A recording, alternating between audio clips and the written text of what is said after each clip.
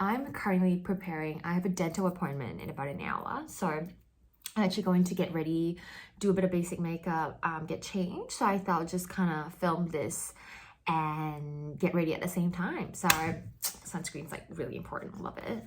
So essentially I was from Singapore. I was born and raised in Singapore. I spent like majority, like almost my whole 20s like in Melbourne. But I think I always kind of knew eventually like I would one day relocate back to Singapore. I think it was just something deep in me that it wasn't because I was like super patriotic or whatever.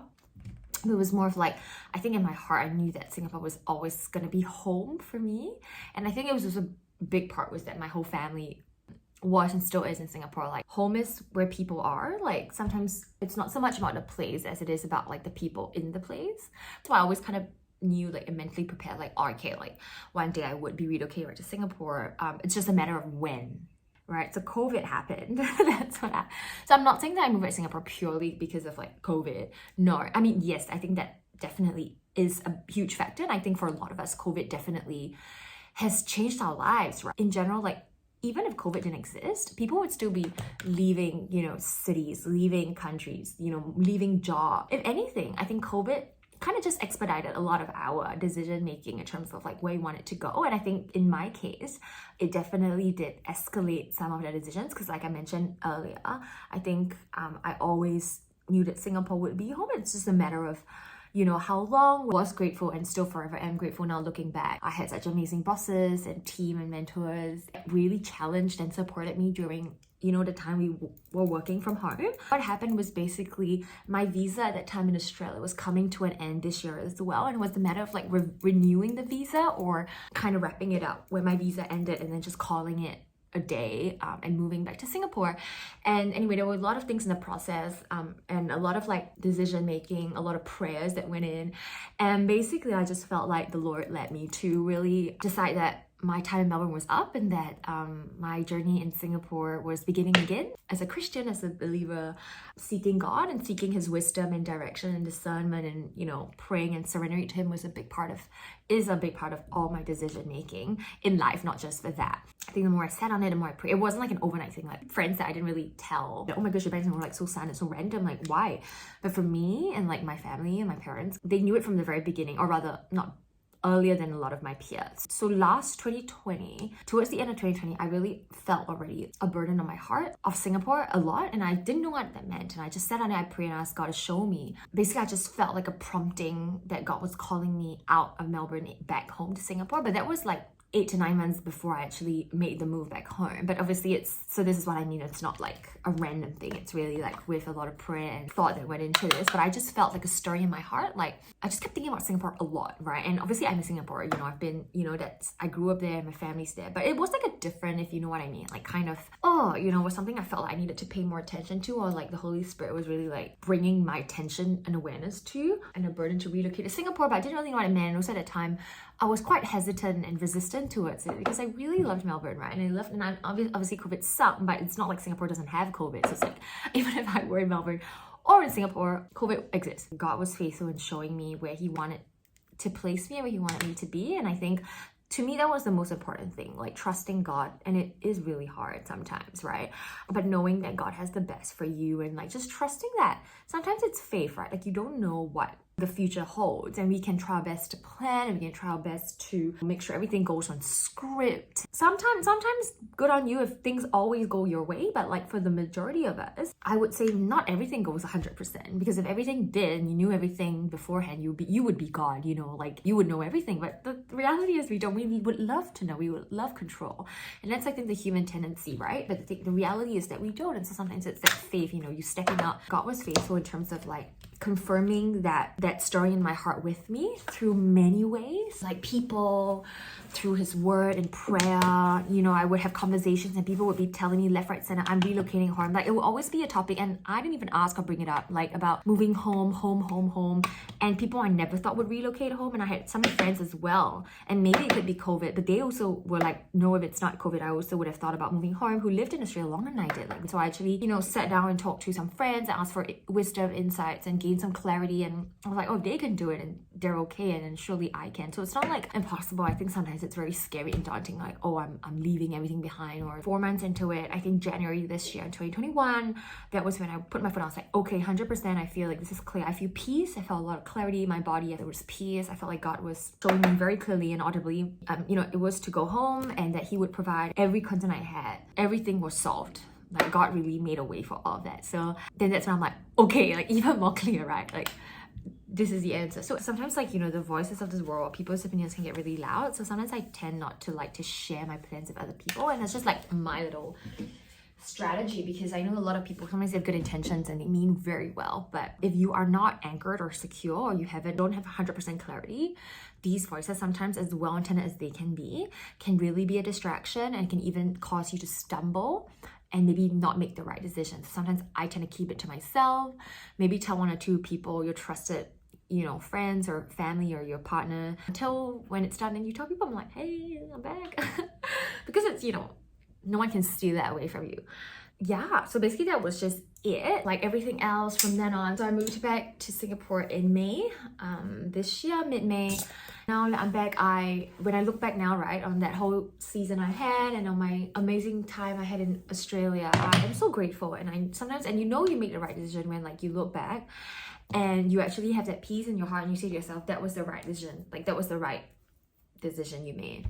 That you can affirm it. And that's oftentimes, I'm very sentimental, right? So, like, sometimes when I'm free at night, I would just, like, look through my phone and look through old photos or Instagram stories, my life in Melbourne. And I reminisce, of course, it brings a smile to my face. But also, like, a part of me, even after, like, you see that, you kind of know these are the things of the past. You don't necessarily crave, like, oh, I just want to go back to the past and relive the moment now. That happened, it was fitting and it was perfect for that season, and now that has passed and now it's time to move on.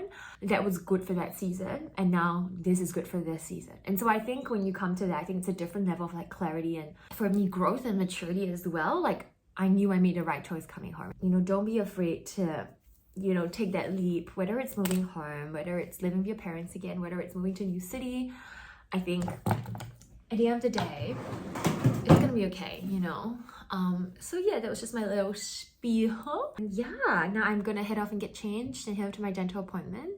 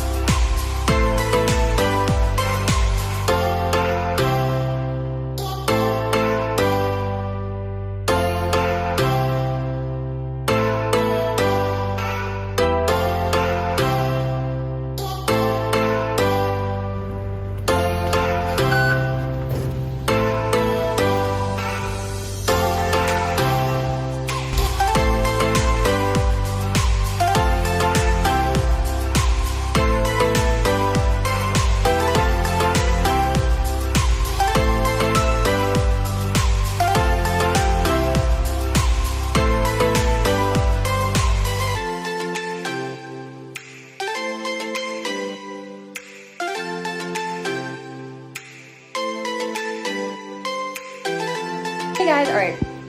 I totally forgot to film after my dental appointment. Basically, I went into it, took about a couple of hours.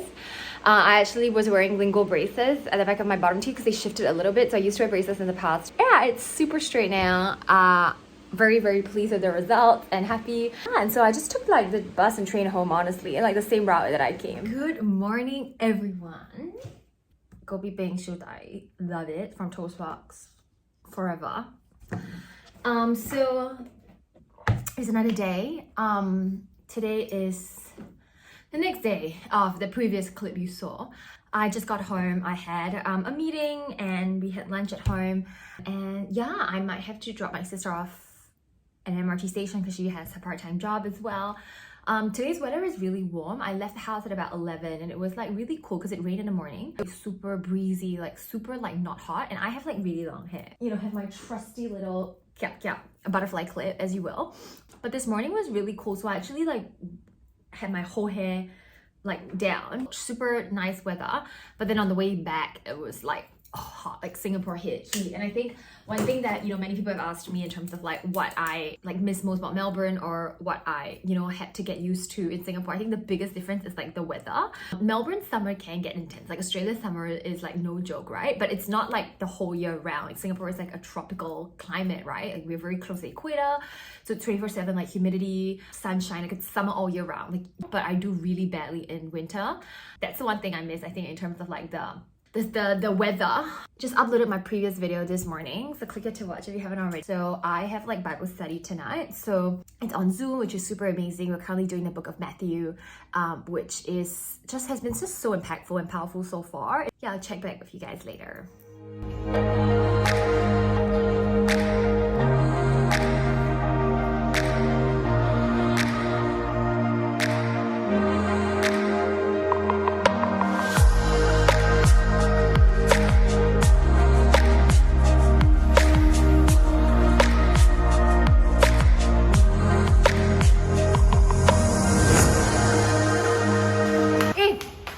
The kaki.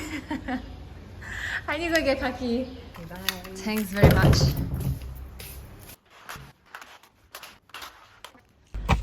Oh, it's hot. You start at what time? 2 o'clock? Right? Yeah. Okay. Bye.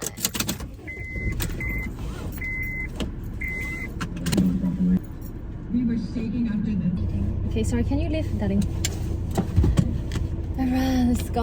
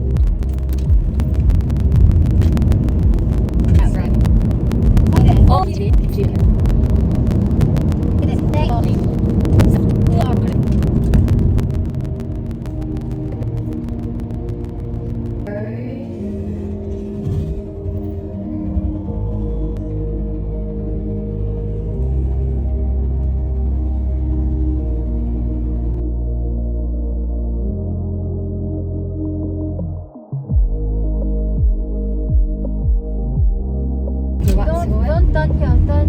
Later on? Yeah. Okay. Because here got no roundabout. Here got drop off. Here? Here is it? Yeah, here. Turn here? Yeah. Okay. Yeah. Yeah? Thanks, that's it. Okay, bye darling. Have a good time at work. Thanks. Welcome. Thanks. Bye. Bye. Bye. Thank you. Welcome. Bye. Alright guys, hey, so I just dropped my sister off work. I'm on the way home. It's actually like scorching hot. It's like 3 p.m. So yeah, it's like the intense like afternoon heat, right?